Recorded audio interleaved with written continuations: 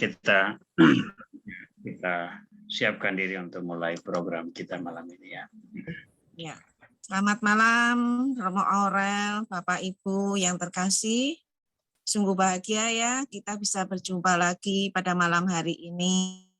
Semoga semuanya selalu sehat serta keluarga. Ya, waktu begitu cepat ya, kita nggak terasa sudah 2 hari lagi, kita tanggal 28 ini, Minggu sudah memasuki masa Advent. Nah, kemudian nanti Natal lagi ya. Ya, masa Advent ini adalah masa untuk persiapan ataupun kita masa penantian untuk menyambut kedatangan Yesus yang kedua. Jadi kita diharapkan bisa berjaga-jaga dan berdoa. Kemudian saat ini tepat sekali karena temanya adalah Adventus, masa penuh dengan kerahiman. Ya, nanti bagaimana dan bagaimananya kita dengarkan dari Romo Aurelius Patisoke SVD. Ya, ini Romo kita yang sungguh luar biasa. Dan nanti Bapak Ibu juga bisa bertanya, bisa melalui chat, juga bisa nanti bisa bertanya langsung. Mari kita awali dengan tanda kemenangan kita. Dalam nama Bapa dan Putra dan Roh Kudus. Amin. Ya Yesus, Engkau telah wafat, namun sumber kehidupan telah memancar bagi jiwa-jiwa, dan terbukalah lautan kerahiman bagi segenap dunia. Oh sumber kehidupan, kerahiman ilahi yang tak terselami, naungilah seluruh dunia, dan curahkanlah dirimu pada kami.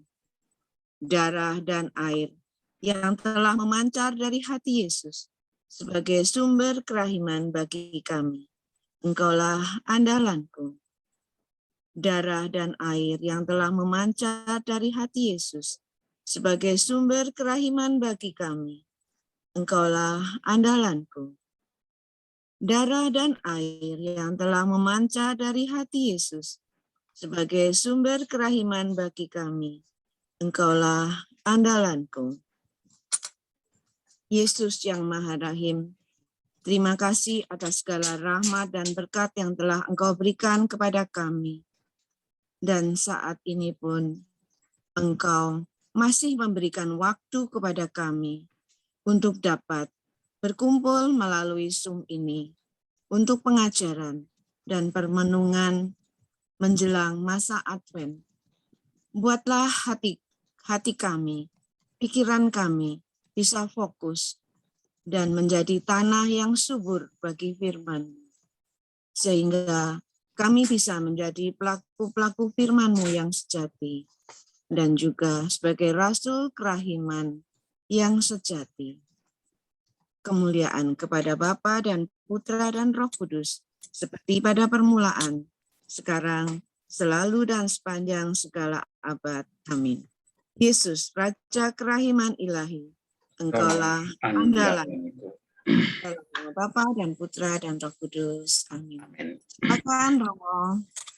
Baik, terima kasih teman-teman sekalian, Bapak-bapak, Ibu-ibu. Saya ucapkan selamat bertemu lagi. Kita sudah mengakhiri tahun liturgi, hampir mengakhiri tahun liturgi besok ya. Dan kita akan masuk dalam tahun liturgi yang baru. Dan dalam semangat ini, pertemuan atau pengajaran kerahiman ilahi kita arahkan menyentuh tema masa Adventus ini. Dan bagi saya, refleksi tentang Adventus itu juga sangat paralel dengan apa yang selama ini kita dalami di devosi kerahiman ilahi. Maka saya sengaja memilih tema Adventus, masa penuh kerahiman, untuk dikaitkan dengan tujuan kita berada di WA Group ini, yakni bahwa kita mau supaya devosi kerahiman ilahi itu menjadi semacam penggerak atau pemberi warna di dalam penghayatan iman kita, tetapi menghantar kita kepada pemahaman tentang pemenuhan janji keselamatan Tuhan sebagaimana yang ditulis di dalam kitab suci. Nah, malam ini kita coba membahas materi tersebut. Nah, perkenankan saya untuk mulai share screen supaya kita bisa bersama-sama mengikuti proses dari materi yang saya siapkan.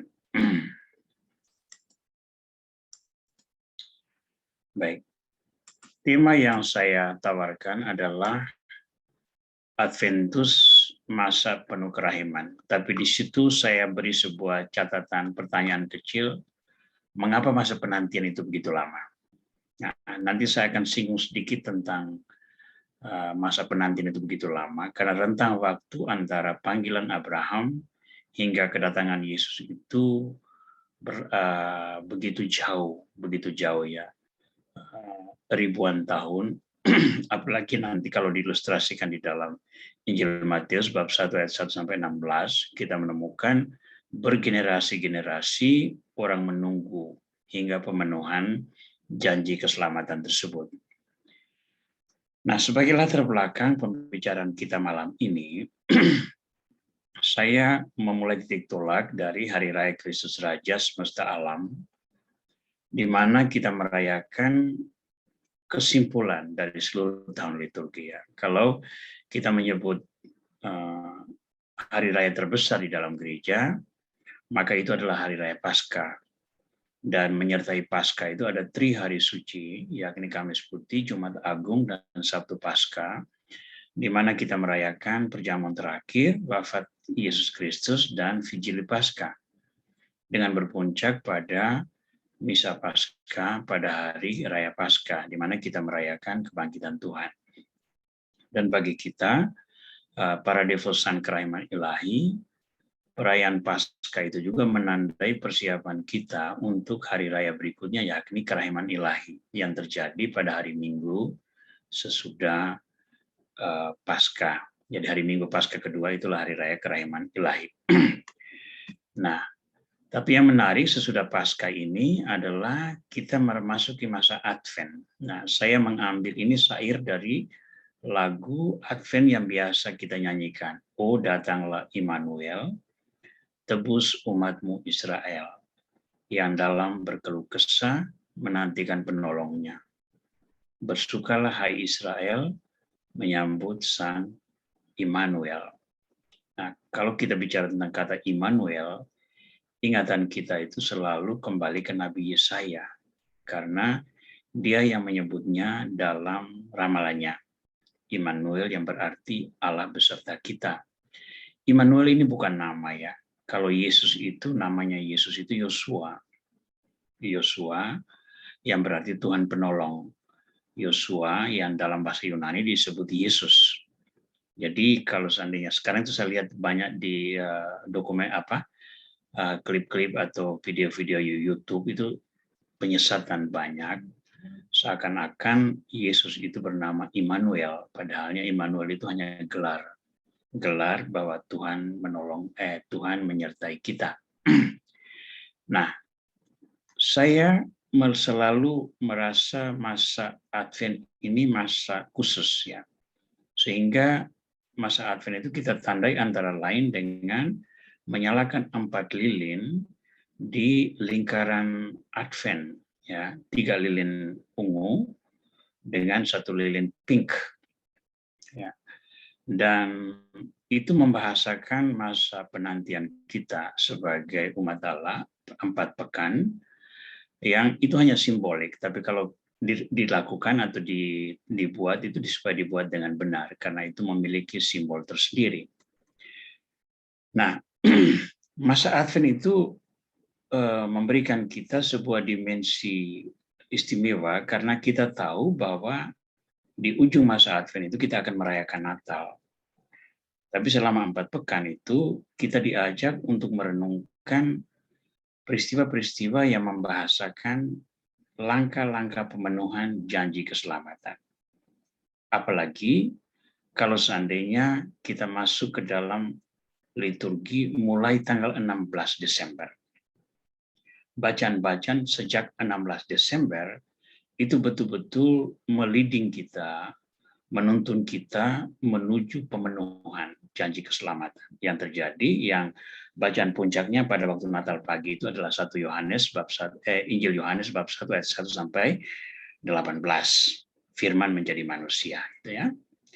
Maka bagi saya masa Advent itu memiliki dimensi ini.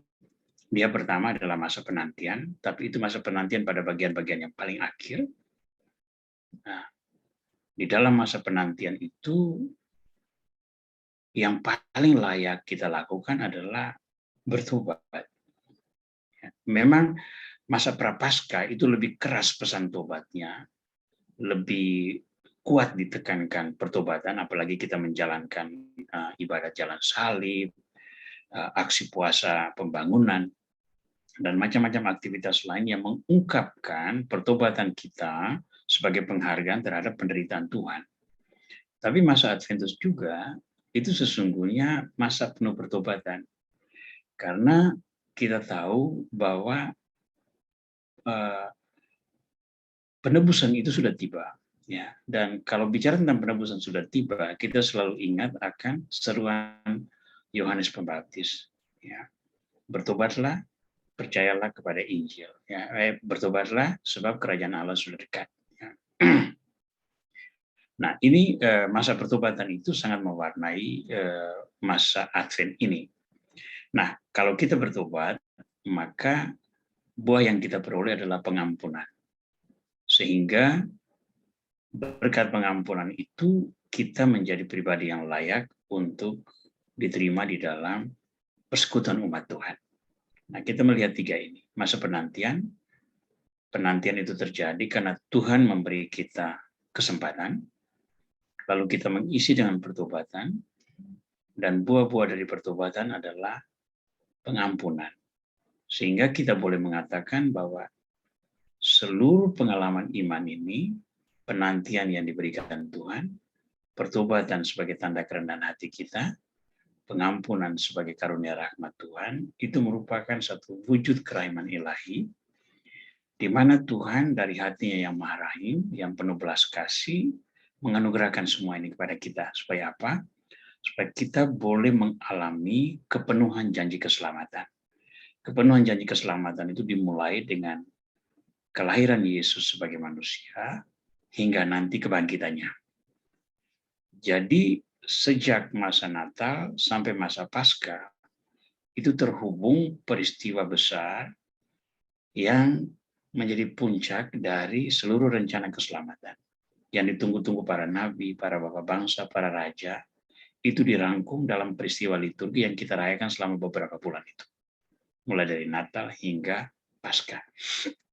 Nah, bagi kita, masa penuh kerahiman ini mau kita dalami untuk tahun ini sebagai bagian dari pemahaman kita tentang betapa besar kerahiman Tuhan itu. Tuhan itu begitu penuh pengertian, penuh belas kasih, dan membuat kita sebagai manusia itu praktis diistimewakan. Ya, praktis istimewakan. Yang menariknya bahwa Tuhan tidak memaksakan kerahimannya kepada manusia. Kerahiman itu diberikan sebagai sebuah tawaran dan keputusan bebas kita yang menentukan apakah kita sungguh-sungguh layak untuk menerima kerahiman Tuhan. Baik. Untuk menghantar refleksi kita akan membaca kitab Yesaya bab 7 ayat 10 sampai 16. Saya akan bacakan ini, Bapak-bapak dan saudara-saudara semua, Bapak-bapak dan Ibu, mengikutinya dari screen yang sudah disiapkan atau dari Alkitab kalau memang ingin membacanya dari Alkitab. Tuhan melanjutkan firman-Nya kepada Ahaz, katanya, mintalah suatu pertanda dari Tuhan Allahmu. Biarlah itu sesuatu dari dunia orang mati yang paling bawah atau sesuatu dari tempat tertinggi yang di atas. Tetapi Ahaz menjawab, aku tidak mau meminta, aku tidak mau mencobai Tuhan. Lalu berkatalah Nabi Yesaya, baiklah, dengarkan, hai keluarga Daud. Belum cukupkah kamu melelahkan orang sehingga kamu melelahkan Allahku juga. Sebab itu Tuhan sendirilah yang akan memberikan kepadamu satu pertanda. Sesungguhnya seorang perempuan muda mengandung dan akan melahirkan seorang anak laki-laki. Dan ia akan menamai dia Immanuel. Ia akan makan dadih dan madu sampai ia tahu menolak yang jahat dan memilih yang baik. Sebab sebelum anak itu tahu menolak yang jahat dan memilih yang baik, maka negeri yang kedua rajanya engkau takuti akan ditinggalkan kosong. Baik, mari kita analisis sejenak apa yang sesungguhnya ditampilkan oleh Yesaya di dalam pembicaraannya ini. Yang pertama sekali, mari kita melihat bahwa apa yang dimunculkan Yesaya itu disampaikan dalam konteks kekhawatiran Raja Yehuda. Raja Yehuda itu namanya Ahaz bin Yotam bin Uzia. Mengapa ia cemas? Karena dia diancam oleh Rezin, Raja Aram. Raja Aram itu kira-kira di wilayah Syria sekarang. Nah, yang tragisnya adalah Raja Aram ini bekerja sama dengan Remalia. Remalia itu Raja Israel yang beribu kota di Samaria. Kita tahu bahwa sejak dari zaman Rehabeam, ya, itu sesudah Salomo, itu kerajaan itu terpecah dua. Kerajaan utara yang menghimpun 10 suku, dan kerajaan selatan Yehuda yang menghimpun 2 suku, yakni Yehuda dan Benyamin. 10 suku yang lain membentuk kerajaan Israel dengan ibu kota di Samaria. Dan mereka membuat satu pusat keagamaan tandingan.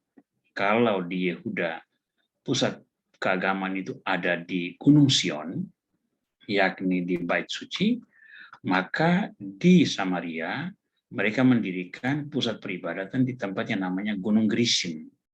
Ya, kalau baca dialog antara Yesus dan perempuan Samaria, Injil Yohanes bab 4, di situ disinggung tentang Gunung Gerizim. Nah, Raja Israel, Raja Remalia, ini bekerja sama dengan Raja Aram untuk mengancam kerajaan Yehuda. Jadi, itu membuat mereka cemas. Nah, kecemasan ini bisa membuat orang kehilangan keyakinan pada Tuhan. Begitu juga kehilangan kepercayaan diri. Ya. Dan itu nyata dalam kasus Ahaz bin Yotam bin Uzia tadi. Maka Nabi Yesaya datang untuk memberi peringatan. Apa yang kau takutkan? Tuhan itu menyertai kamu. Nah, oke, Tuhan menyertai itu betul, tetapi sebagai seorang raja yang membawahi banyak umat, banyak rakyat, dia mempunyai kekhawatiran juga, dan kekhawatirannya itu bisa berdampak pada pengambilan keputusan. Misalnya kalau dia tidak lagi percaya diri, dia menyerah. Lalu penguasa-penguasa asing ini akan masuk menjajah, menguasai bait suci, memperbudak rakyatnya, dan sebagainya. Maka Nabi Yesaya memberi peringatan, ayo engkau mintalah satu tanda bahwa Tuhan menyertai engkau. Tapi Ahaz seorang yang beriman, maka dia katakan bahwa saya tidak akan meminta tanda. Sehingga Yesaya memberikan keterangan ini. Baik, Tuhan sendiri yang akan memberikan kepadamu suatu pertanda. Tapi pertanda itu sangat alegorik, sangat simbolik. Sesungguhnya seorang perempuan muda mengandung dan akan melahirkan seorang anak laki-laki. Dan ia akan menamakan dia Immanuel. Ia akan makan dadi dan madu sampai ia tahu menolak yang jahat dan memilih yang baik. Sebab sebelum anak itu tahu menolak yang jahat dan memilih yang baik, maka negeri yang kedua rajanya engkau takuti itu akan ditinggalkan kosong. Nah, dua raja yang ditakuti itu adalah Raja Rezin dan Raja Remalia tadi itu. Dan kita tahu bahwa Raja Kerajaan Israel itu kemudian ditaklukkan oleh Assyria, dan 10 suku itu diangkut ke pembuangan, dan Kerajaan Israel tidak pernah bangkit lagi. Berbeda dengan kasus kerajaan Yehuda. Yehuda juga ditaklukkan oleh Babilonia, penduduknya diangkut ke pembuangan Babilonia, tetapi kemudian dibebaskan dan dibolehkan pulang ke Yehuda sesudah Babilonia dikalahkan oleh Persia. Nah, itu berbeda. Nah, di sini Yesaya mengatakan bahwa Ahaz tidak perlu takut. Raja Ahaz tidak perlu takut. Kenapa? Selama anak yang dikandung oleh perempuan muda yang dilahirkan itu dan diberi nama Immanuel itu belum tahu menolak yang jahat dan memilih yang baik, karena dia masih anak-anak, maka kedua raja ini tidak akan menjadi ancaman bagi Yehuda. Ya, itu yang disampaikan oleh Yesaya. Walaupun dalam kasusnya berbeda. Kemudian hari itu kerajaan selatan itu ditaklukkan oleh Babilonia. Nah, apa yang dikatakan oleh Nabi Yesaya itu mengingatkan kita akan kata-kata Yesus dalam khotbah di bukit. Dalam khotbah di bukit berbicara tentang kecemasan, Yesus berkata begini, siapakah di antara kamu yang karena kekhawatirannya dapat menambahkan sehasta saja pada jalan hidupnya? Jadi kekhawatiran itu dengan kata lain bukan sebuah kebajikan iman. Kekhawatiran, kecemasan itu selalu ada, melekat pada manusia.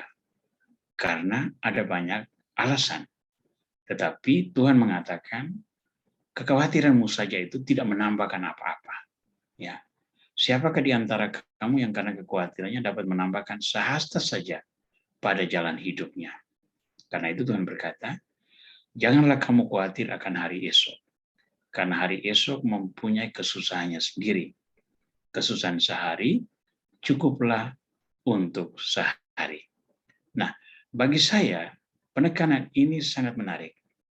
Mengapa? Karena antara apa yang disampaikan oleh Yesus paralel sekali dengan apa yang disampaikan oleh Nabi Yesaya. Bahkan Yesus itu sendiri pribadi yang dibahasakan oleh Nabi Yesaya itu. Jadi penegasan Nabi Yesaya di hadapan Raja Ahaz itu diimplementasi secara langsung oleh Yesus di hadapan para muridnya.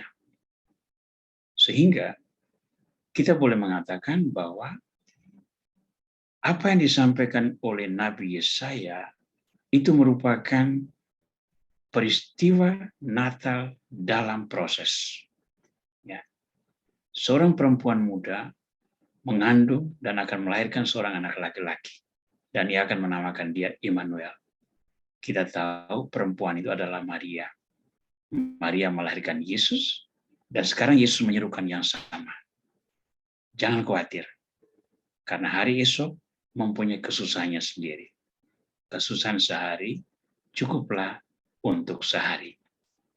Nah, mengapa sampai orang cemas? Akar dari cemas itu, akar dari kecemasan itu adalah dosa. Ya. Dan dosa itu membutakan iman. Ya. Nah, untuk menjelaskan hal ini, kita melihat apa yang dialami oleh Adam dan Eva pada waktu mereka berdosa di Taman Eden. Bagaimana dosa itu membutakan iman. Nah, dalam kitab Kejadian bab 3 ayat 7-13 kita membaca ini. Maka terbukalah mata mereka berdua dan mereka tahu bahwa mereka telanjang, lalu mereka menyemat daun pohon ara dan membuat cawat. Itu kapan terjadinya? Terjadi sesudah Adam dan Eva makan buah yang dilarang Tuhan. Sebelumnya itu mereka bebas berjalan-jalan atau berkeliaran di dalam Taman Eden itu telanjang, tetapi tidak merasa malu.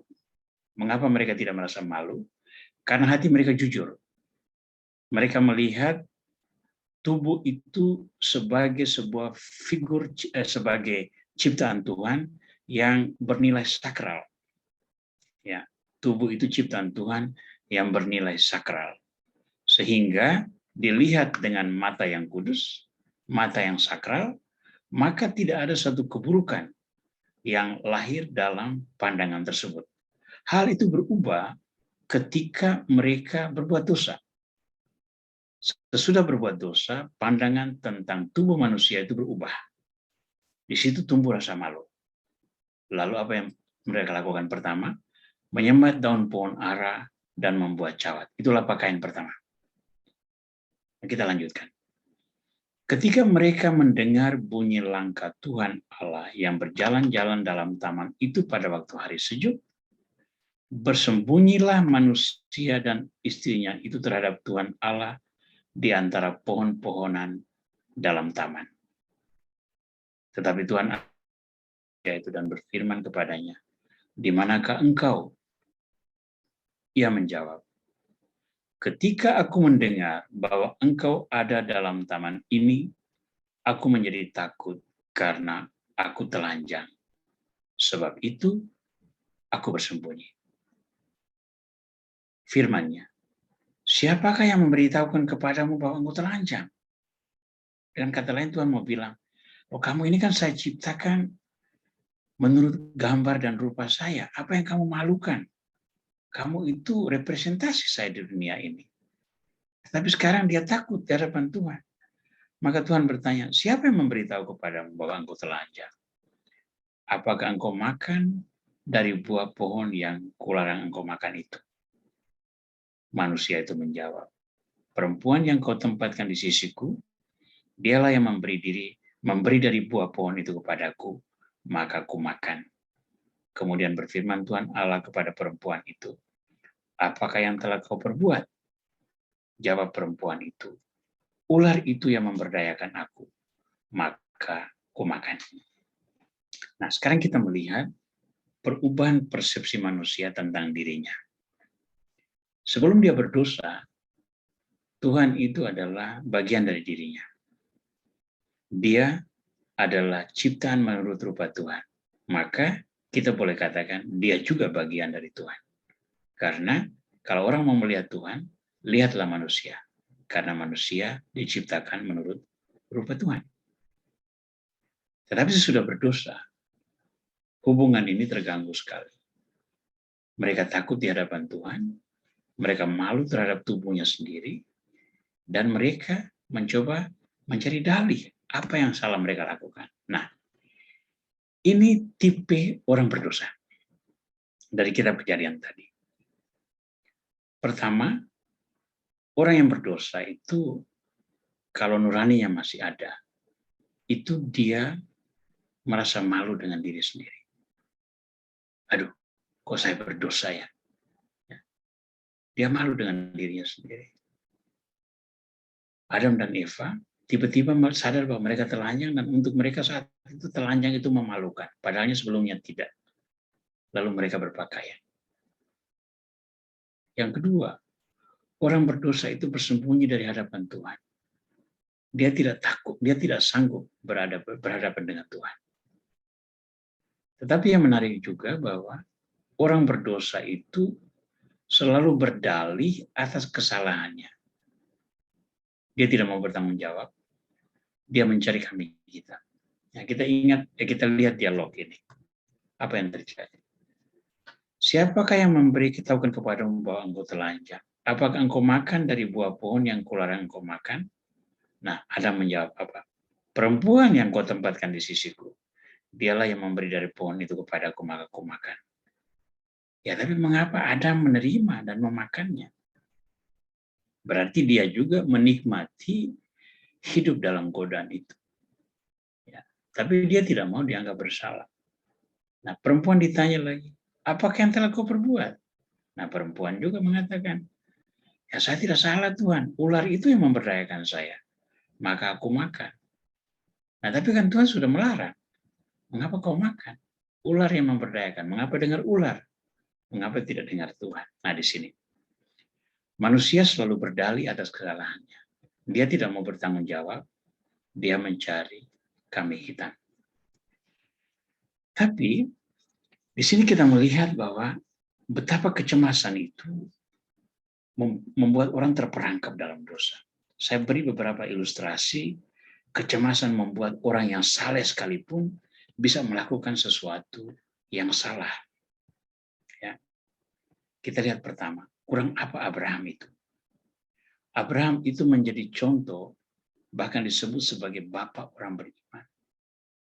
Paulus sendiri mengatakan bahwa mau beriman itu contohilah Abraham. Kenapa? Karena Abraham percaya kepada Tuhan tanpa syarat. Maka itu diperhitungkan kepadanya sebagai kebenaran. Tetapi Abraham juga pernah melakukan sesuatu yang salah.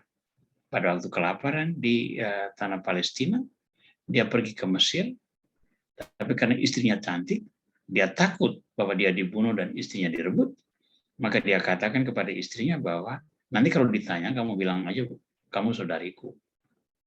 Ya. Tetapi kan kemudian Firaun tahu bahwa Abraham itu berbohong. Abraham berbohong demi keamanannya. Tetapi itu berlandaskan pada kecemasan.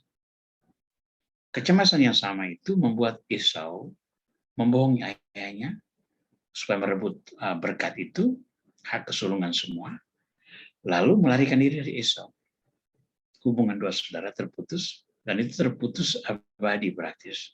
Karena sesudah itu, turunan Esau yang diberi nama Edom, itu tidak pernah bisa bersahabat dengan orang Israel dalam arti yang sebenarnya. Kecemasan juga membuat orang Israel berkeluh kesah di padang gurun dan melawan Musa. Nah, kalau kita mendengar keluhan orang Israel itu, rasanya itu betul-betul lucu. Mereka itu selama berabad-abad menjadi hamba orang Mesir, budak mereka itu di Mesir. Maka mereka dibebaskan. Pembebasan itu sudah bagus, tapi ketika mereka di padang gurun, yang mereka keluhkan kepada Musa itu apa? Mengapa tidak kau biarkan kami di Mesir saja? Lebih baik kami di Mesir, ditindas orang Mesir, tetapi kami tiap hari berhadapan dengan kuali yang berisi daging. Di sana ada bawang putih, ada bawang merah, ada bawang bombay. Nah, jadi mereka melihat bahwa kemerdekaan mereka sebagai sebuah bangsa itu tidak berarti karena kecemasan mereka tentang isi perutnya. Kemerdekaan dilihat itu tidak berarti karena mereka ingat akan kemewahan hidup di Mesir. Ketika mereka berhadapan dengan kuali berisi daging, ada bawang merah, ada bawang putih, ada bawang prei itu bawang bombay itu ya. Nah, itu nilai orang yang cemas. Orang cemas itu harga dirinya memang merosot. Kecemasan membuat orang Israel berpaling dari Tuhan dan menyembah dewa-dewa. Ya, itu yang terjadi. Jadi betapa berpengaruhnya kecemasan yang tidak dikendalikan dengan benar. Itu terjadi dalam banyak. Kita bisa buat aplikasi dalam kehidupan sehari-hari ya. Nah, mari kita lanjutkan dulu. Nah, walaupun demikian, dosa manusia yang didasarkan pada kecemasan tadi itu terjadi terus-menerus, tetapi dosa itu ternyata tidak melunturkan kesetiaan Tuhan. Tuhan selalu setia. Dan sebagai ilustrasi Tuhan yang setia dalam ketidaksetiaan umatnya itu, kita baca dalam kitab Hosea, bab 1 ayat 2-10. Ya, saya bacakan. Hosea ini seorang nabi ya, ada kitabnya di dalam kitab suci. Nanti bisa buka sendiri referensinya ini. Saya bacakan perintah Tuhan kepada Hosea. Ketika Tuhan mulai berbicara dengan perantaran Hosea, berfirmanlah ia kepada Hosea, pergilah, kawinilah seorang perempuan sundal, dan peranakanlah anak-anak sundal, karena negeri ini bersundal hebat dengan membelakangi Tuhan. Nah sekarang perhatikan, Hosea itu nabi, dipilih untuk memberitakan kekudusan, pentingnya pertobatan, dan betapa pentingnya kembali ke jalan Tuhan. Tapi cara yang Tuhan pilih itu apa? Ayo, kamu nabi ya, kamu utusan saya. Tapi yang kamu buat itu apa? Pergi, kawinilah seorang perempuan sundal. Nah ini kadang-kadang kita tidak harus mengerti berita Tuhan seperti ini. Tapi itu terjadi. Tuhan memberikan perintah untuk mengawini perempuan sundal. Ya. Nah, Maka pergilah ia dan mengawini Gomer binti Diblaim. Lalu mengandunglah perempuan itu dan melahirkan baginya seorang anak laki-laki.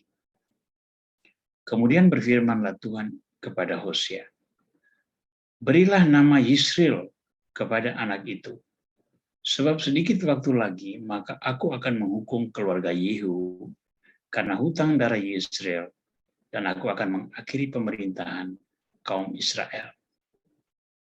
Maka pada waktu itu aku akan mematahkan busur panah Israel di lembah Yisrael. Lalu perempuan itu mengandung lagi dan melahirkan seorang anak perempuan. Berfirmanlah Tuhan kepada Hosea, berilah nama Lo-Ruhama kepada anak itu, sebab aku tidak akan menyayangi lagi kaum Israel, dan sama sekali tidak akan mengampuni mereka. Jadi perbuatan Hosea dengan perempuan sundal tadi itu menjadi sebuah simbol, ya. Kita lanjutkan. Tetapi aku akan menyayangi kaum Yehuda dan menyelamatkan mereka demi Tuhan Allah mereka. Aku akan menyelamatkan mereka bukan dengan panah atau dengan pedang, dengan alat perang atau dengan kuda dan orang-orang berkuda.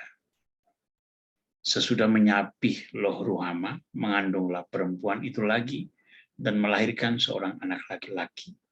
Lalu berfirmanlah ia, berilah nama Lo-Ami kepada anak ini, sebab kamu ini bukanlah umatku, dan aku ini bukanlah Allahmu. Ya, jangan lupa, Israel kerajaan utara itu banyak membuat penyembahan berhala jika dibandingkan dengan kerajaan Yehuda selatan, ya. Nah, tapi yang menarik, lihat ayat 10. Apa kata Tuhan melalui Hosea? Tetapi kelak jumlah orang Israel akan seperti pasir laut yang tidak dapat ditakar dan tidak dapat dihitung. Dan di tempat di mana dikatakan kepada mereka, kamu ini bukanlah umatku, katakan kepada mereka, anak-anak Allah yang hidup. Nah, apakah janji Tuhan ini terwujud? Kerajaan Israel di utara tidak pernah pulih, tetapi Israel baru terbentuk. Itulah gereja kudus. Dan kita memang ada di mana-mana, di seluruh dunia. Kalau mau ibaratkan pasir laut, ya memang umat Kristiani ini terbesar. Dan di mana-mana kita disebut sebagai anak-anak Tuhan, anak-anak Allah yang hidup. Nah, Tuhan menunjukkan kesetiaannya dengan cara yang ekstrim. Hosea nabinya disuruh kawin dengan seorang pelacur, lalu melahirkan anak-anak. Jadi itu belum tentu juga anak Hosea, ya, secara biologis. Tetapi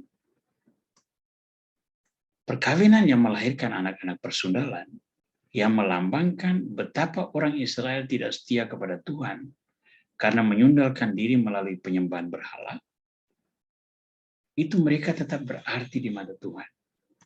Sehingga walaupun mereka tidak setia, Tuhan berjanji begini, kelak jumlah orang Israel akan seperti pasir laut yang tidak dapat ditakar dan tidak dapat dihitung.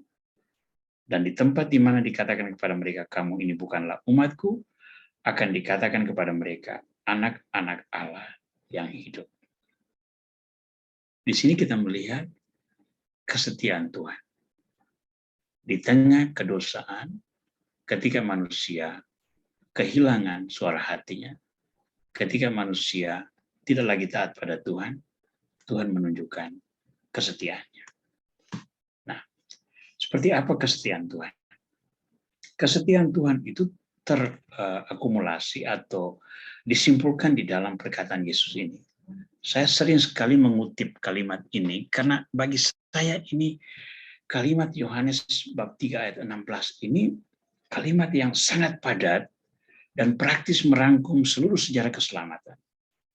Begitu besar kasih Allah akan dunia ini, sehingga ia telah mengaruniakan anaknya yang tunggal, supaya setiap orang yang percaya kepadanya tidak binasa, melainkan beroleh hidup yang kekal. Ya. Manusia berdosa, tetapi Allah mengasihi manusia. Nah, supaya kasihnya itu sampai kepada manusia, dia mengutus anaknya yang tunggal. Dan anaknya yang tunggal itu melakukan segala sesuatu untuk menunjukkan bahwa Bapa menyertai manusia. Nah, pelayanan anak tunggal itu terbesar adalah wafat di salib. Mengapa wafat? Supaya sesudah itu ada kebangkitan, dan dengan kebangkitan itu setiap orang yang percaya kepadanya tidak binasa, melainkan beroleh hidup yang kekal.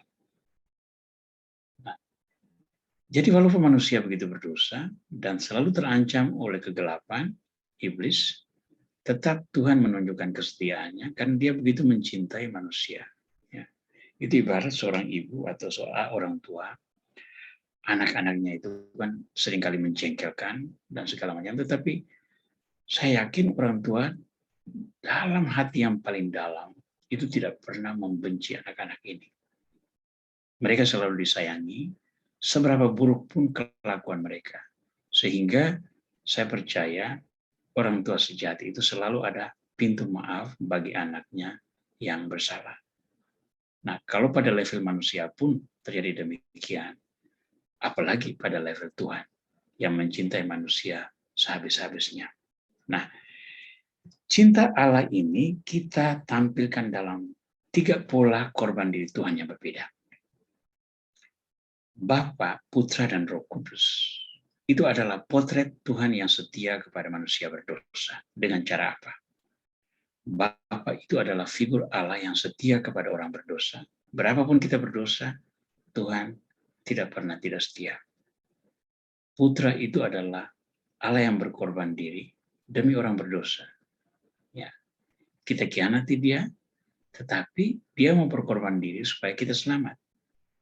Dan Roh Kudus itu Allah yang menggerakkan orang-orang berdosa untuk turut serta dalam karya keselamatan.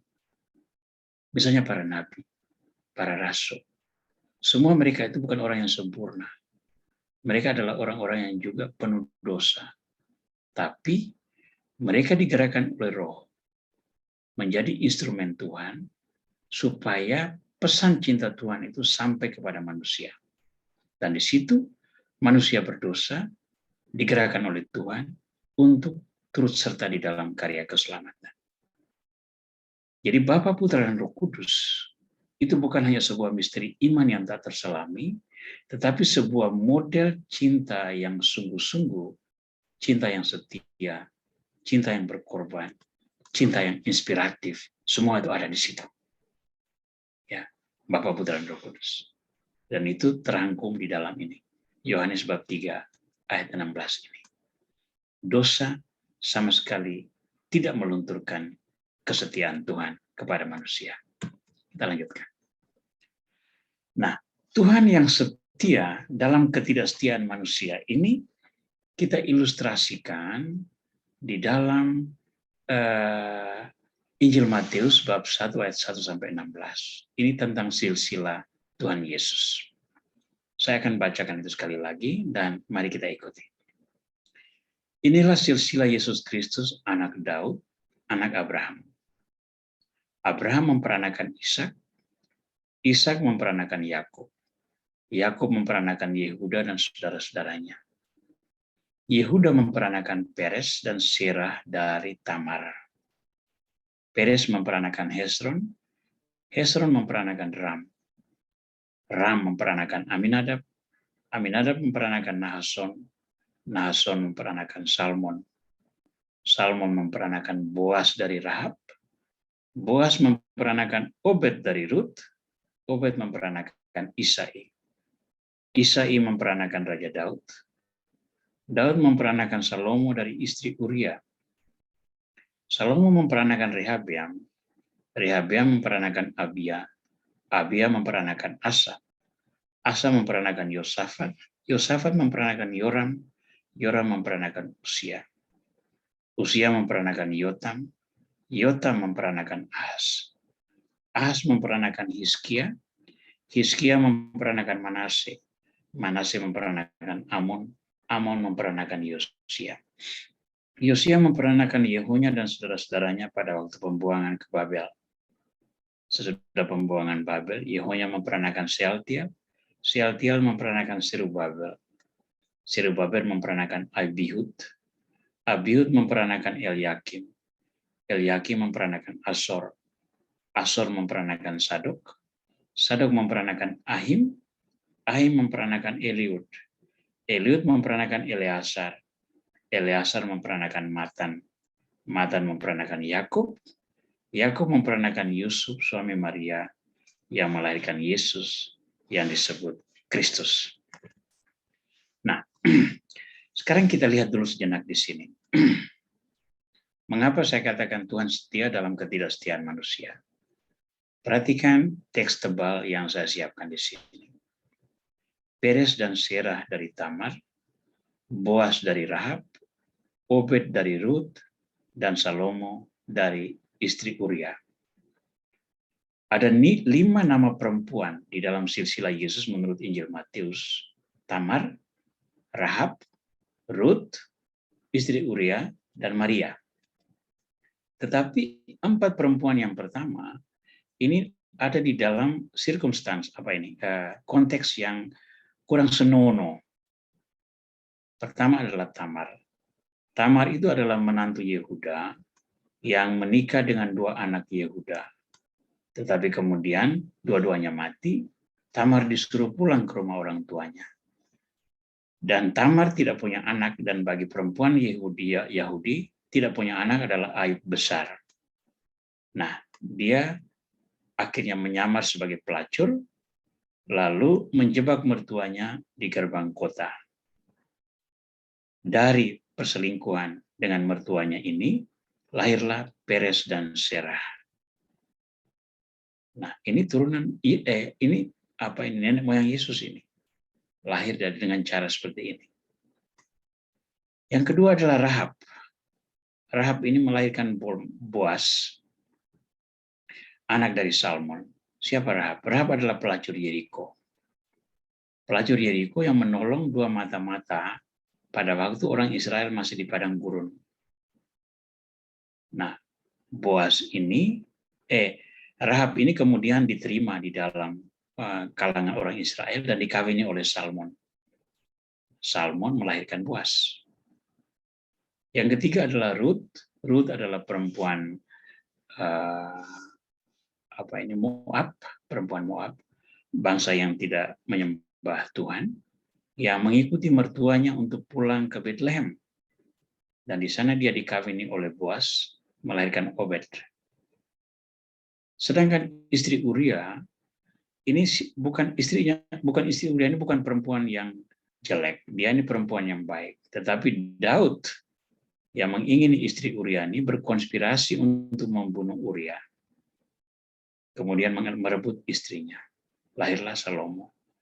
Nah, jadi kita melihat bahwa turunan Abraham hingga Yesus itu penuh dengan orang-orang berdosa yang bahkan melakukan kejahatan besar. Daud sesudah mengambil istri Uria itu dikecam sangat serius oleh Nathan, dan pertobatan Daud itulah yang kita temukan dalam Mazmur 51.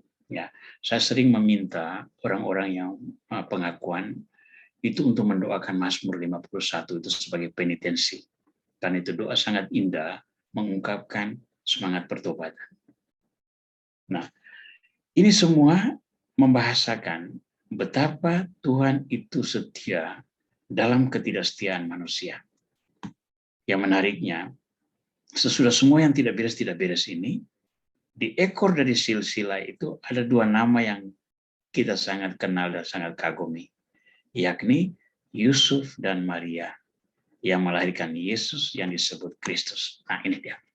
Matius bab 1 ayat 16. Yakub memperanakan Yusuf suami Maria yang melahirkan Yesus yang disebut Kristus.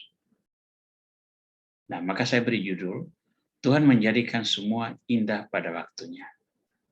Sebelum-sebelumnya itu banyak yang tidak beres. Penuh intrik politik, penuh kejahatan seksual, penuh dengan penyimpangan moral.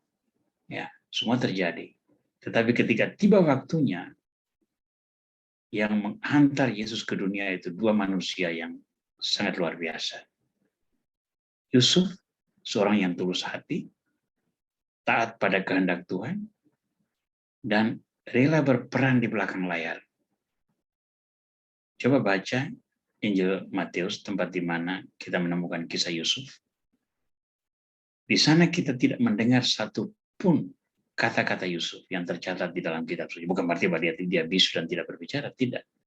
Tetapi bahwa Yusuf ditampilkan sebagai tokoh yang selalu mau mendengar suara Tuhan. Di dalam kisah Yusuf ada 4 kali mimpi di mana Tuhan berfirman kepada Yusuf, dan Yusuf mengikuti semua perintah Tuhan melalui mimpi itu tanpa menolak sedikit pun. Ya. Disuruh mengawini Maria yang hamil, ikut dia. Disuruh mengungsi ke Mesir, ikut dia. Disuruh pulang ke Israel, pulang dia. Disuruh pergi tinggal di Nazaret, ikut dia. Dan semua itu terjadi di dalam mimpi. Maka tidak heran sekarang itu ada patung populer itu, patung Yusuf tidur. Bahkan ada yang sekarang populer juga itu, spiritualitas tidur. Ya, bukan tidur dalam arti bahwa beristirahat, tetapi tidur dalam arti bahwa kita dikuasai oleh firman Tuhan. Pribadi yang kedua adalah Maria. Maria ini percaya penuh pada kehendak Tuhan, selalu merenung peristiwa iman, dan menyimpan dalam hati semua perkara. Dia setia pada kehendak Tuhan walaupun sangat menyakitkan. Sehingga Maria itu satu-satunya manusia yang menyertai Tuhan, menyertai Yesus Kristus, itu mulai dari rahimnya hingga Yesus masuk kembali ke rahim bumi, yakni dikuburkan. Ya, istilah Inggris itu bagus sekali. Maria is the only person that was with Jesus from the womb to the tomb. Ya, dari rahim hingga rahim pertiwi. Kubur itu rahim pertiwi. Nah, maka kita melihat bahwa Tuhan menjadikan semua indah pada waktunya itu betul. Kenapa? Karena itu tadi, dia setia kepada manusia dalam ketidaksetiaan itu. Dia tetap setia. Tapi ketika Mesias tiba, dia menjadikan semua itu indah pada waktunya. Nah, pertanyaan kita adalah begini. Rangkaian peristiwa Tuhan menyatakan kerahimannya itu kan panjang sekali. Ya. Mengapa begitu lama? Itu sebetulnya tidak ada jawabannya.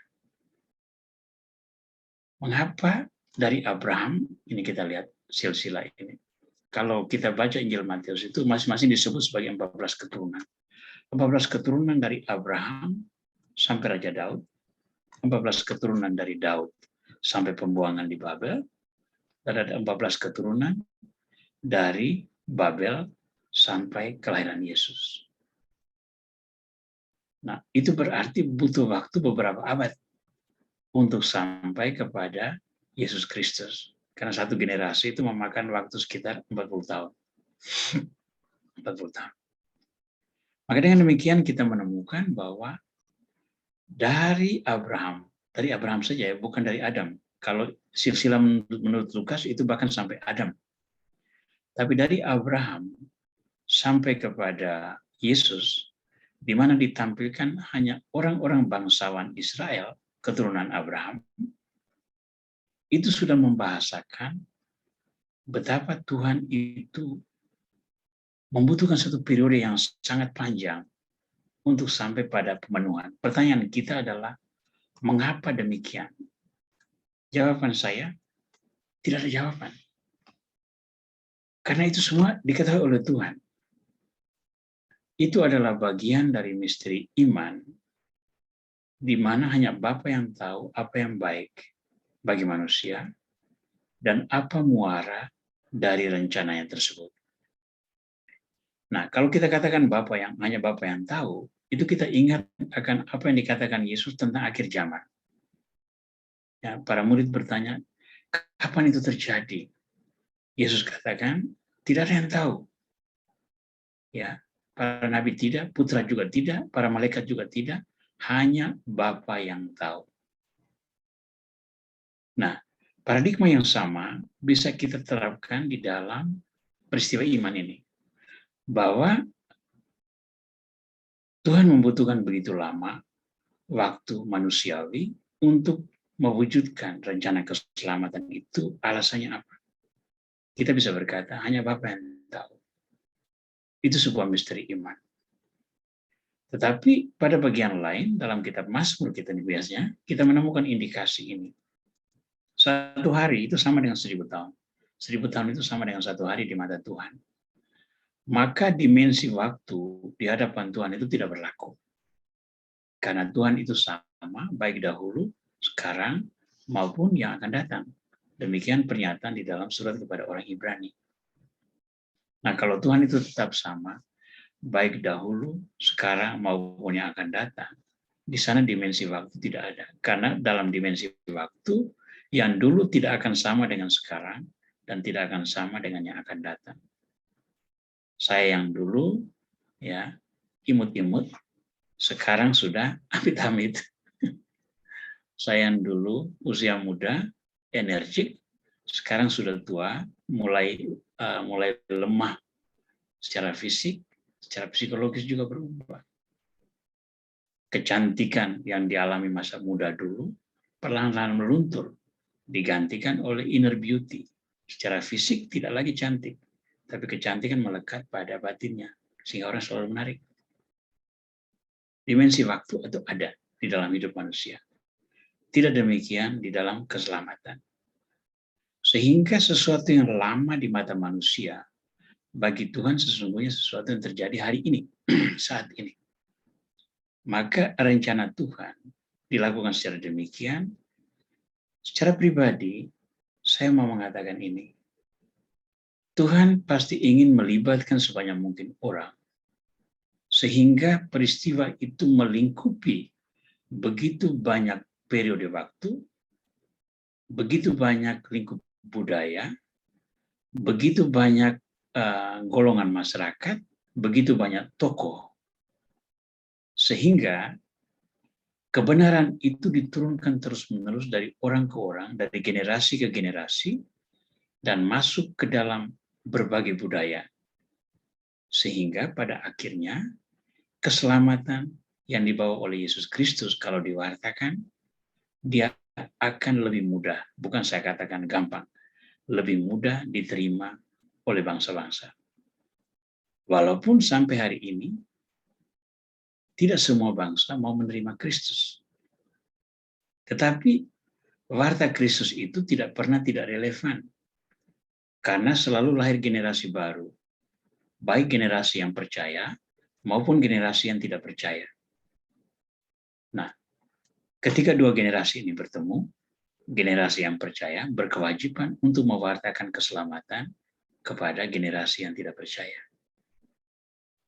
Tetapi karena warta keselamatan itu terjadi selama tradisi iman yang begitu lama, yang menyentuh berbagai aspek budaya, sejarah, dan golongan masyarakat, maka itu melekat di dalam praktis seluruh memori kehidupan manusia. Justru karena itu, pesan keselamatan itu selalu relevan dan selalu bisa dibawa kepada orang.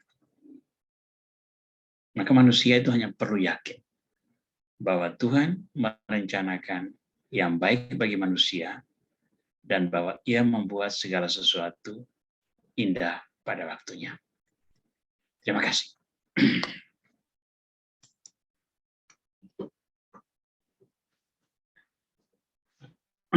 Saya harap bisa menangkap apa yang saya bahasakan malam ini. Ya, semoga masing-masing bisa menangkap pesan yang ditampilkan dan bahwa inilah isi masa Adventus kita.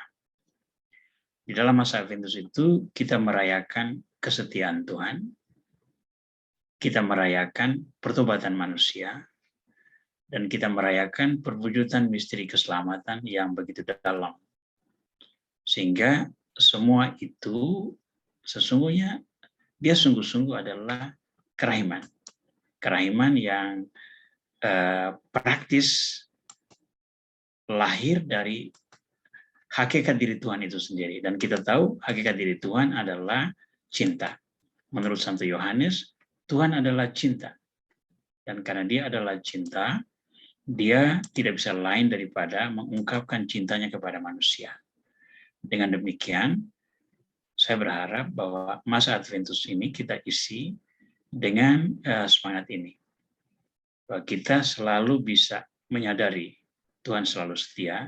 Nah, kalau Tuhan selalu setia, tentu saja kita juga perlu berlaku setia. Dan yang kedua, kalau Tuhan menganugerahkan kita kesempatan untuk bertobat, menganugerahkan kita pengampunan, maka prasyaratnya adalah kita perlu bertobat. Dan kalau seandainya Tuhan memberi kita pertobatan, maka itu memberi kita pengampunan, maka itu adalah tanggung jawab untuk pewartaan. Jadi selalu ada kaitan.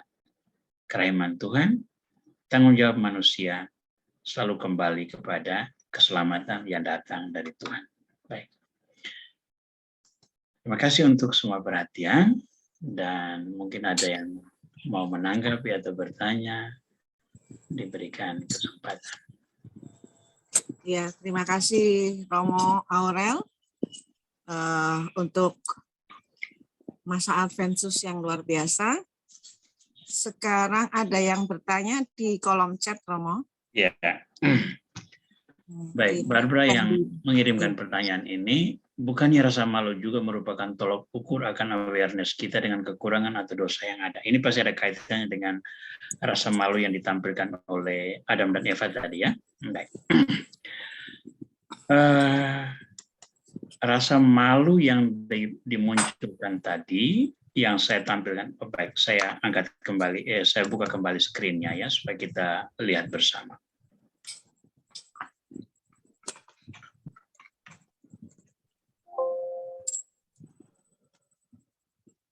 Ya, baik, di sini. Sebelum dari itu, kita mengetahui di dalam kitab Kejadian itu ditulis begini. Manusia dan istrinya itu telanjang, berkeliaran, tetapi mereka tidak merasa malu. Sebentar. Baik, saya tidak sadar bahwa saya belum share screen sebetulnya. Saya buka PowerPoint, tetapi saya tidak share screen, ya. Maka terbukalah mata mereka berdua dan mereka tahu bahwa mereka telanjang, lalu mereka menyemat daun pohon ara dan membuat cawat. Baik. Tuhan menciptakan manusia dan menghantar mereka ke dalam Taman Eden, right? Dan di Taman Eden dia memberikan mereka kekuasaan. Ya, bahkan hewan-hewan dan segala macam itu ada di bawah kekuasaan mereka. Dan di salah satu ayat ditulis begini. Perempuan Adam dan istrinya itu telanjang, tetapi mereka tidak merasa malu satu sama lain. Ya, mereka tidak merasa malu satu sama lain. Baik. Nah, itu nanti coba lihat di kitab Kejadian sebelum peristiwa dosa itu. Kenapa demikian? Karena mata mereka itu kudus. Mereka melihat tubuh telanjang itu bukan sebagai sesuatu negatif. Bukan sebagai satu sumber dosa. Karena batin mereka itu polos. Sampai mereka bertemu dengan si penipu ini, ular. Untuk mengganggu nurani. Ular itu kan menyampaikan sebuah informasi yang salah. Itu hoax. Hoax pertama itu terjadi di Taman Eden ini. Tuhan mengatakan bahwa segala sesuatu itu boleh kamu makan, kecuali pohon yang di tengah. Itu yang disampaikan. Dan perempuan dan Adam dan istrinya itu mendengar. Tetapi ular mengatakan bahwa kamu sama sekali tidak mati. Kamu sama sekali tidak akan mati. Bahkan kamu akan menjadi sama dengan Allah. Ya. Nah, kelemahan manusia itu apa? Dia secara intelektual, secara akal budi dia tahu bahwa tidak akan ada satupun yang menyamai Allah. Tetapi desire terdalamnya itu dia ingin menjadi sama dengan Allah itu. Maka dia percaya kepada hoax ini. Hoax itu kan kita suka percaya apa yang kita mau percaya, bukan kita percaya pada kebenaran. Itu hakikat hoax. Nah, hoax itu mengubah persepsi mereka.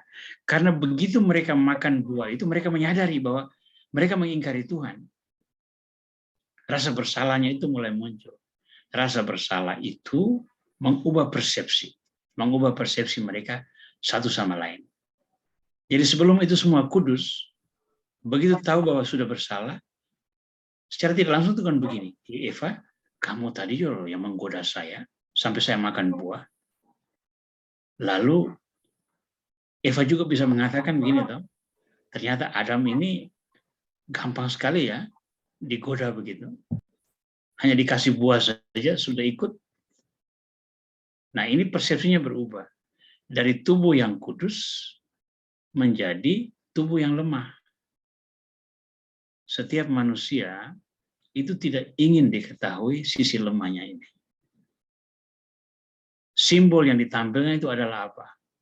Dia segera memakai daun untuk membuat cawat. Itu bukan soal pakaian atau apa, itu sebuah simbolik. Bahwa manusia berusaha untuk menutupi kelemahan yang dia miliki. Dengan cara yang dia ketahui. Jadi rasa malu ini justru lahir dari kesadaran akan dosa. Kesadaran akan dosa. Ini malu yang tidak sama dengan ukuran moral yang kita miliki sekarang ya. Ya sekarang itu kan misalnya begini, kalau kita ke mall lihat barang bagus tuh, peluang mencuri ada, tapi kita saya malu ya kalau ketahuan curi. Akhirnya saya tidak jadi curi. Itu berbeda dengan apa yang diungkapkan dalam kitab Kejadian ini. Ya begitu ya Barbara ya. Jadi rasa malu yang muncul sebagai akibat bahwa kelemahan saya itu diketahui. Ternyata saya ini tidak sanggup, tidak sekuat yang seharusnya. Dan justru karena tidak kuat ini, maka saya tidak ingin orang lain tahu. Maka saya menutupinya. Simbolnya apa? Membuat pakaian dari daun ara untuk membuat cawat. Nah, ara itu kan daunnya kurang lebih selebar tapak tangan ini ya. Kurang lebih seperti ini. Dirangkai-rangkai sedikit ya, bisalah membuat satu rok kecil untuk menutupi aurat masing-masing. Ya. Jadi pakaian manusia itu lahir dari dosa ya. Kita sekarang mode begitu terkenal, begitu diagungkan.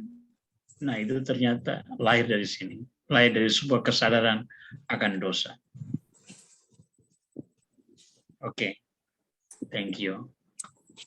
Iya, semoga menjawab ya dengan pertanyaan dari Ibu Barbara. Mungkin ada yang mau tanya lagi, dipersilakan langsung unmute aja. Oke. Ya, Dokter Suami biasanya. Lihat ya. Selamat malam, Bu Rati. Selamat malam, Romo. Silakan Dokter. Romo, saya ingin mohon pencerahan dari Hosea 1, ya. Hosea 2-10. Hosea sudah selesai, oke ya. Tentang kisah tadi ya, oke ya. Ya. Dikatakan tentang firman Nabi Hosea yang kawin sama pelacur itu atas kehendak Tuhan. Itu pelambang bahwa kedosaan bangsa Israel. Tapi kata-kata Allah yang terakhir bahwa tolong tayangkan Romo, saya lupa. Oke. Nah, saya tayangkan. Maaf ya Romo ya. Nggak apa-apa.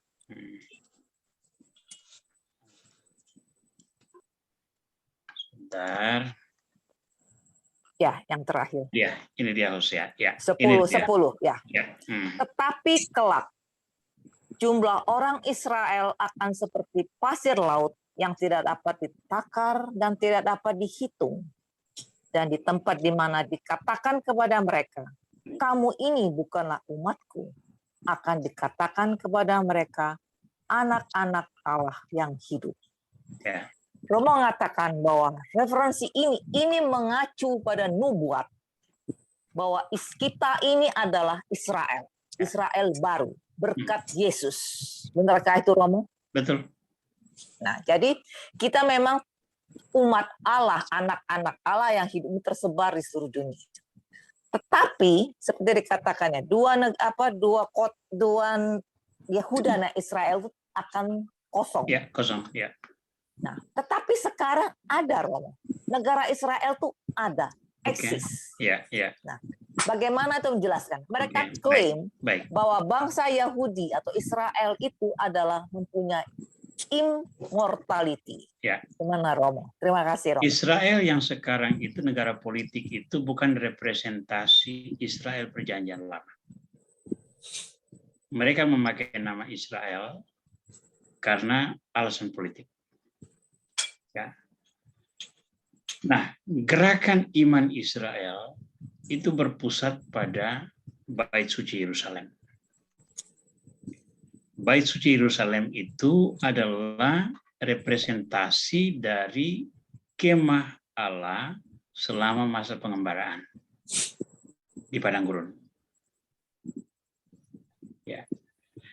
Nah, ketika mereka sudah settle di Israel, Salomo membuat bait suci, menggantikan kemah menurut desain Musa. Ya. Nah, sejak Israel diruntuhkan tahun 70 Masehi, sesudah Yesus mati, tahun 70 Masehi, Israel diruntuhkan. Sejak itu, tabut perjanjian itu tidak pernah ada lagi. Dan bait suci tidak pernah berdiri lagi sampai hari ini. Dengan akibat, tidak ada lagi korban persembahan yang harus dilakukan di bait suci. Karena mereka tidak sama dengan gereja. Kalau gereja itu kita bisa korban Yesus Kristus di mana saja. Di rumah, di aula, di hall, di pinggir pantai, di gunung, di gereja, di katedral, di kapela, di biara suster, di biara romo, di rumah-rumah umat, semua jadi. Dan semua adalah altar Yesus Kristus. Tidak demikian dengan iman Israel. Iman Israel itu hanya, korban itu hanya terjadi di Kenisa Yerusalem. Dan hanya dijalankan oleh para imam turunan Harun. Tidak bisa lain-lain. Nah, Israel yang ada sekarang itu tidak lengkap. Tidak sempurna. Walaupun mereka memakai istilah yang sama untuk Knesset. Knesset itu sama dengan kata Sanhedrin itu, Bu ya. Knesset parlemennya Israel sekarang itu sama dengan Sanhedrin dalam bahasa Ibrani. Sanhedrin itu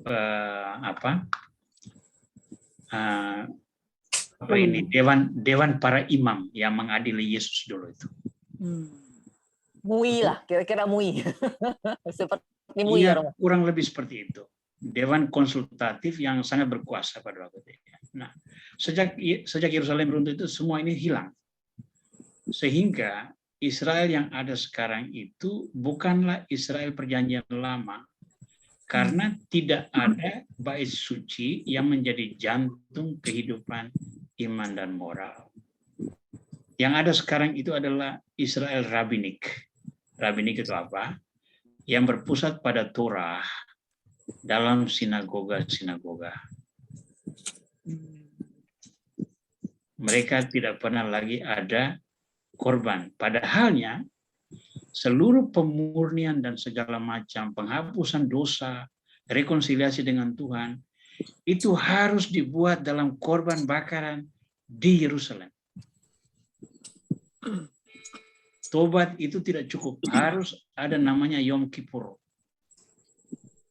Satu hari di mana kira-kira semacam nyepinya orang Bali, di mana seorang imam menjalankan tugasnya membuat rekonsiliasi antara Yahweh dengan seluruh bangsa Israel. Nah, itu tidak terjadi sekarang. Kenapa? Karena bait suci tidak ada. Nah, persoalannya sekarang di mana bait suci itu? Di mana tempat bait suci itu? Ada yang mengatakan itu di Masjid Al-Aqsa sekarang. Bukti-bukti arkeologi tidak menunjukkan bahwa tempat itu adalah bait suci. Di mana tabut perjanjian sekarang? Macam-macam. Ada yang mengatakan disembunyikan di Ethiopia. Ada yang mengatakan disembunyikan di satu tempat di wilayah Yordan. Di mana-mana kita mendengar. itu pengacauan luar biasa terhadap identitas keimanan orang Israel. Sehingga ketika Yesus hadir, apa yang Yesus tampilkan itu sesungguhnya sudah membahasakan keselamatan yang sempurna. Tetapi banyak orang Yahudi itu tidak mau terima. Jangan lupa, jemaat Kristen pertama yang mengikuti Yesus itu adalah orang-orang Yahudi yang menerima Yesus sebagai Mesias. Jangan lupa loh ya, jemaat perdana Kristiani itu adalah orang-orang Yahudi yang menerima Yesus sebagai Mesias. Coba perhatikan dalam Kisah Para Rasul. Petrus dan Yohanes itu mereka secara teratur pergi berdoa di Bait Suci Yerusalem. Ya. Tetapi mereka juga menjalankan semua praktek menurut cara orang Yahudi. Tetapi untuk orang yang menjadi murid Kristus ada yang namanya hari pemenuhan. Hari pemenuhan itu kapan? Hari pertama dalam pekan itu, yakni hari Yesus bangkit. Sehingga orang Kristiani tidak beribadat lagi pada hari Sabtu, hari Sabat, tapi pada hari pemenuhan. Hanya ketika mereka keluar dari Yerusalem, masuk ke dalam lingkup budaya Yunani, terutama tinggal di Antioquia, itulah saat pertama kali mereka disebut sebagai orang Kristiani. Nah, orang Yahudi yang percaya kepada Kristus itu sebetulnya jumlahnya jauh lebih besar daripada orang Yahudi yang tidak percaya Kristus.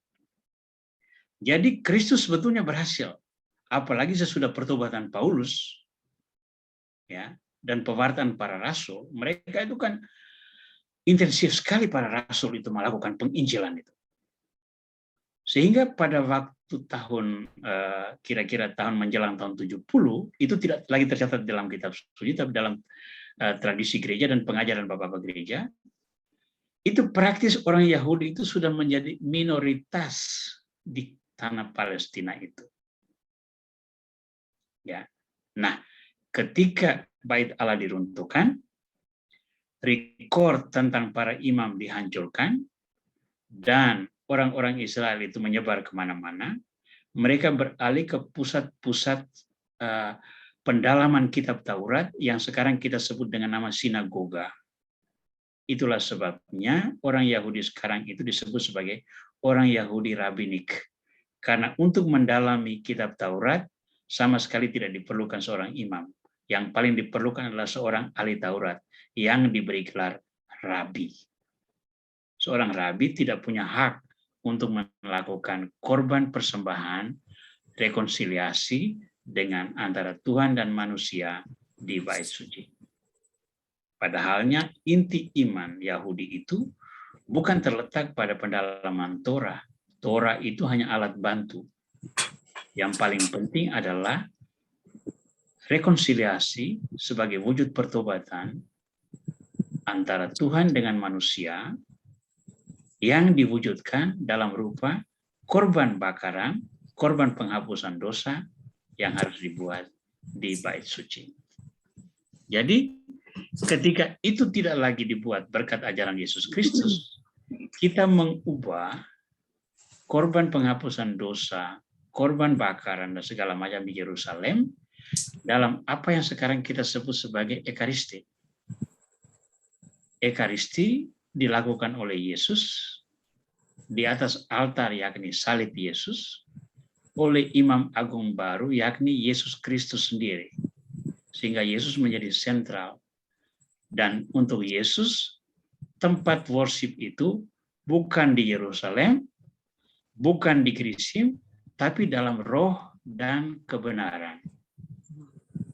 Roh dan kebenaran itu berjalan dalam karya pewartaan. Maka di mana 2 atau 3 orang berkumpul dalam namaku, di sana aku berada. Dan di mana Yesus berada, itulah pusat worship kita. Ya. Sehingga kita tidak perlu merujuk kemana-mana. Maka orang Katolik tidak boleh membuat pengajaran seakan-akan kita tuh kurang. Bahwa orang Muslim punya Ka'bah sebagai kiblat, orang Yahudi punya Yerusalem sebagai kiblat. Kenapa kita tidak punya? Loh, kita punya kiblat itu Yesus Kristus. Itu jauh lebih penting. Bukan kiblat kita, bukan tempat. Kiblat kita itu Yesus Kristus. Nah, Kristus ada di mana? Kristus ada di setiap kali 2 atau 3 orang berhimpun dalam namanya. Jadi lihat betapa beruntungnya orang Kristiani ini. Ya. Jadi jangan khawatir, Bu.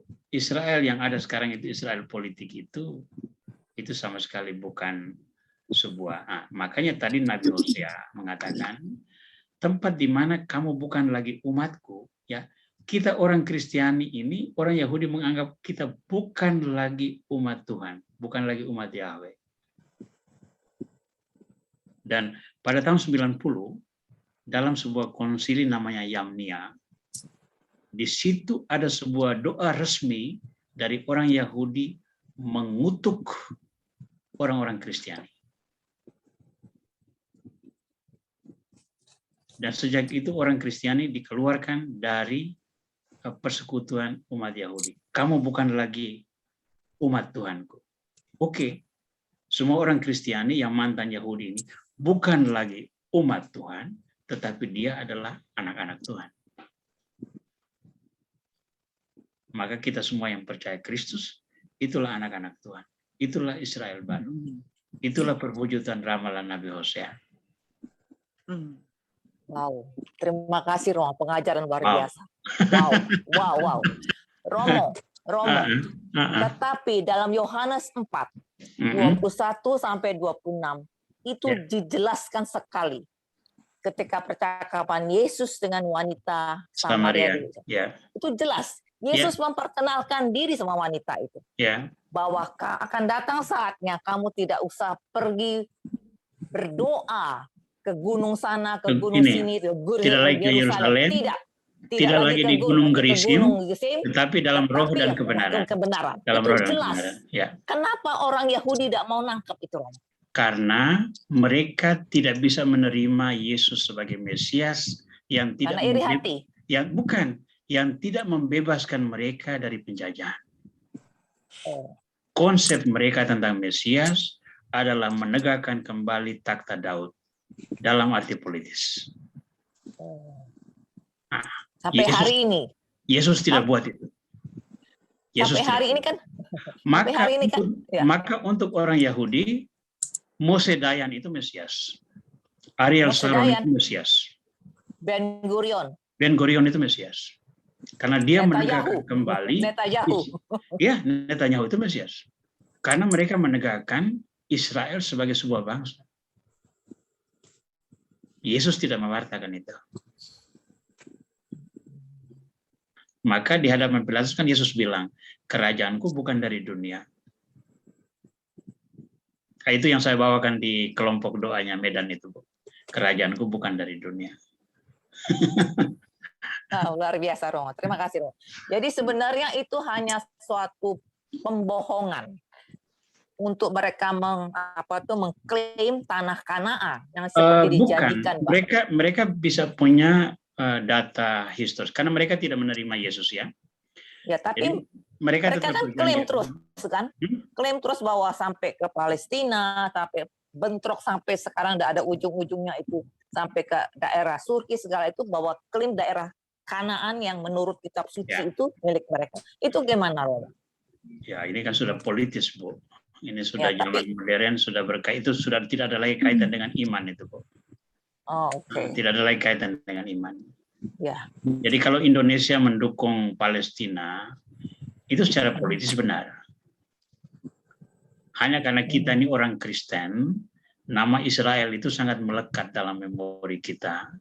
Lalu banyak orang Kristen itu agak bodoh, dukung Israel begitu saja. Ya, seakan-akan itu yang benar. Tidak. Itu secara prinsipil salah. Israel itu mengangkangi hak orang Palestina yang sudah tinggal berabad-abad. Tapi orang Palestina juga tidak jujur. Banyak juga yang menipu. Mereka itu orang-orang Arab yang pindah ke situ. Yasser Arafat itu sama sekali bukan orang Palestina. Dia orang Arab Mesir.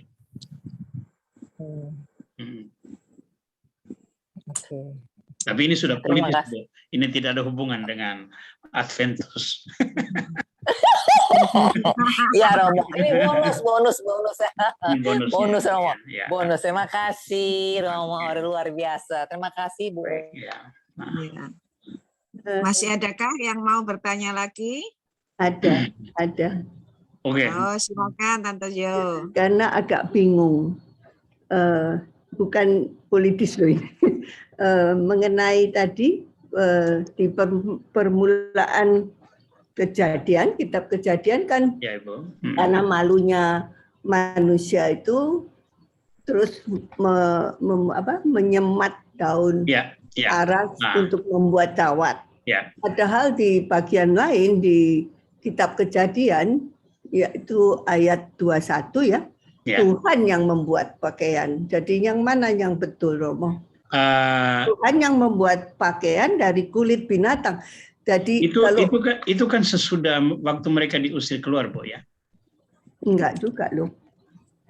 Coba lihat. Ayat 21 ya. Kejadian.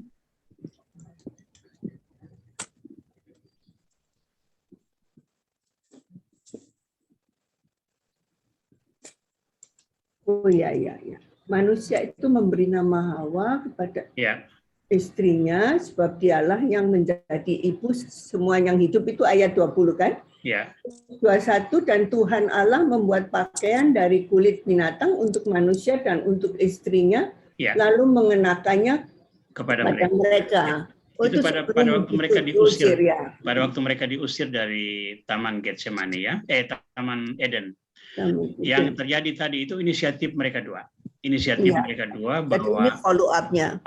Lalu ketika mereka digusur dari Taman Eden, Tuhan memberi itu juga sebuah wujud kerahiman Tuhan ya. Ya, saya mau katakan ini kamu diusir, menunjukkan sekali kerahiman Allah ya. Kamu diusir, tapi nih saya beri ini ya.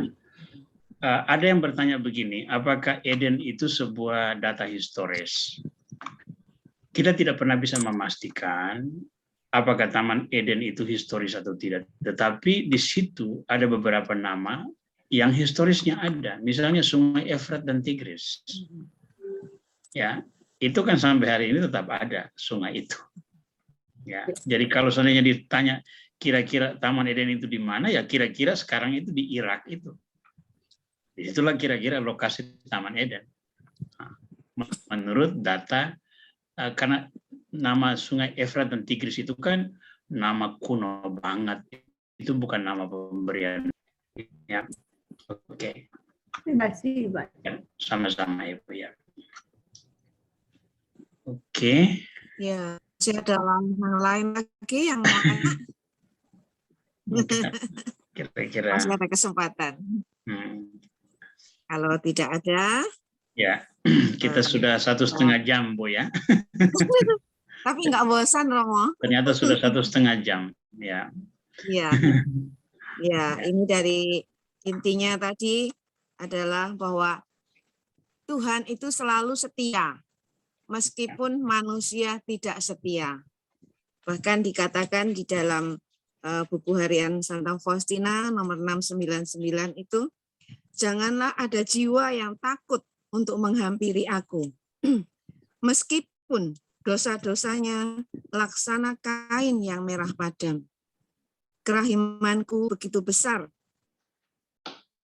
sehingga kalau tidak ada otak manusia atau malaikat yang dapat menyelaminya.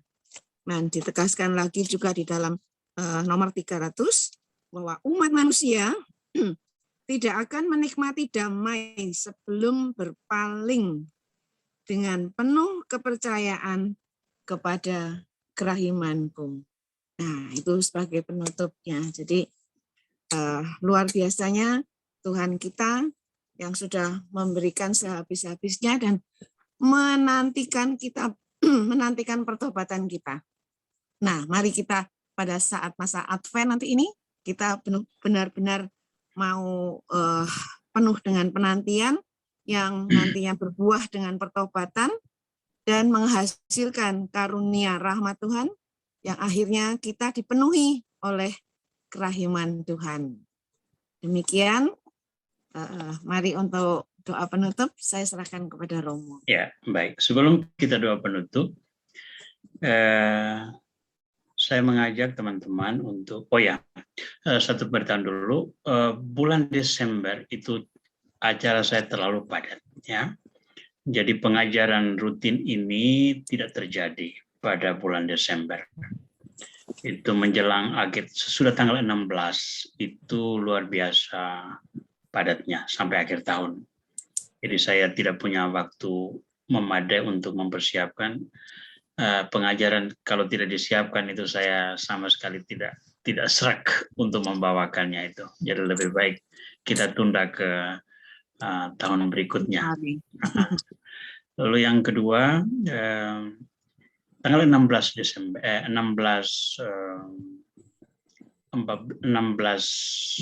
Desember itu saya akan merayakan Ekaristi transmisi live untuk Divine Mercy Asia.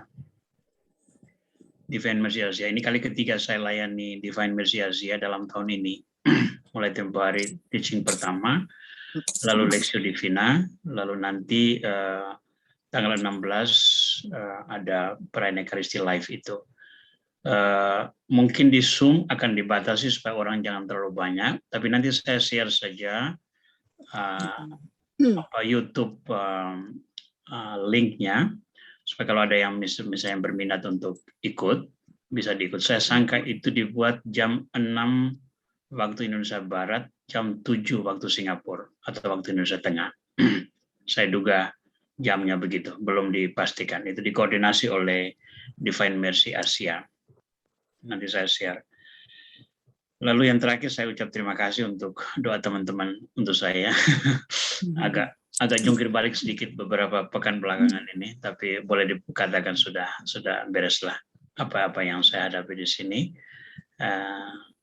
Teman-teman pasti tidak tahu apa yang terjadi, tetapi yakin bahwa ada doa banyak untuk saya dalam hari-hari ini, sehingga untuk itu saya ucapkan terima kasih. Nah, malam ini saya juga mau berdoa bagi semua kita, plus keluarga kita masing-masing, dan kita mohon ampun kepada Tuhan atas semua dosa yang kita lakukan. Saya berharap agar perayaan Natal kita nanti sungguh-sungguh membawa kegembiraan dalam masa pandemi yang juga belum berakhir, ya. Kita sudah 2 tahun sekarang dalam hidup seperti ini. Bukan hal yang menyenangkan, tetapi kita bersyukur bahwa kita melewatinya dan Tuhan masih memberi kita kesempatan untuk bangun dari kejatuhan, untuk menghadapinya dengan penuh keyakinan diri, dan semoga membawa buah-buah yang baik untuk kita semua. Mari kita berdoa. Nanti kita akhiri dengan lagu Kerahiman Ilahi untuk menutup doa kita malam ini. Dalam nama Bapa dan Putra dan Roh Kudus. Amin. Terima kasih Tuhan atas segala kasih karunia-Mu yang menuntun kami untuk masuk ke dalam kehidupan iman, masa penantian, merayakan Natal nanti. Kami bersyukur bahwa Engkau menjadi penuntun, pelindung, dan pembimbing kami pada setiap langkah kehidupan kami. Seraya mengucapkan syukur ini, kami juga memohon agar Engkau melimpahkan berkat-Mu bagi kami semua, dimanapun kami berada, seluruh keluarga-keluarga kami, segenap sahabat dan kenalan, dan bagi teman-teman yang malam ini tidak sempat hadir bersama kami. Kami bergembira bahwa kasih karunia-Mu masih tetap mengawani kami untuk menjadi anak-anak-Mu yang setia, yang layak menjadi bagian dari kerajaan-Mu. Terima kasih Tuhan untuk segala kebaikan-Mu dan untuk penyertaan-Mu dalam pertemuan kami malam ini, sehingga semuanya berjalan dengan baik hingga akhir dari pertemuan ini. Atas semua karunia ini ya Tuhan, tak ada yang dapat kami sampaikan kepadamu selain daripada mengucapkan syukur atas kerahiman-Mu yang selalu tercurah ke atas kami. Kemuliaan kepada Bapa dan Putra dan Roh Kudus, seperti pada permulaan, sekarang selalu, dan sepanjang segala abad. Amin.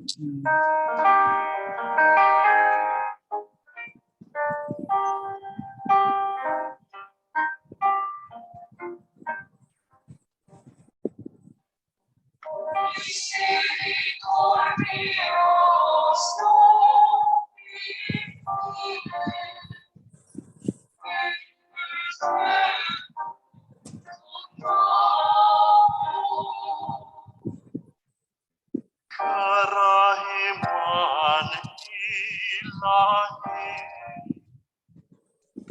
akan ku nyanyikan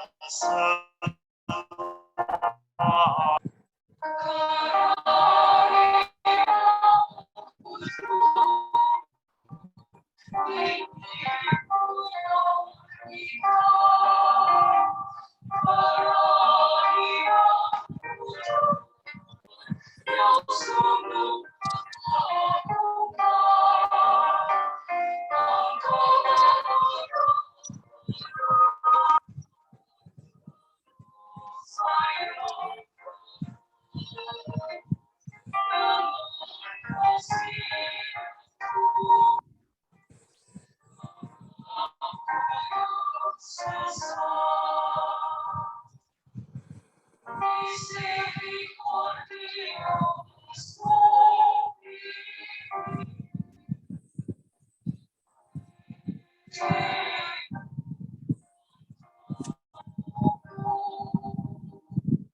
Kerahiman ilahi